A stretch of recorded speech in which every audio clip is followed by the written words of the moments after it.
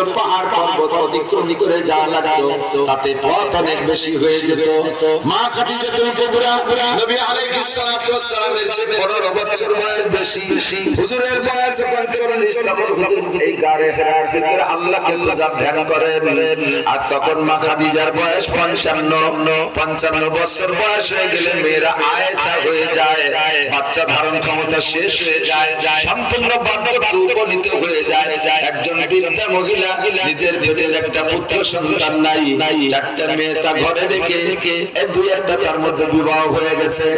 মেয়েদেরকে রেখে হযরত খাদিজা প্রত্যেকদিন 2 বেলা মক্কা থেকে খাবার নিয়ে ওই পাহাড়ে উঠতেন। এখন সিঁড়ি করে দিয়েছে সরকার। প্রথম যখন গিয়েছি তখন সরকারি কোনো সিঁড়ি ছিল না।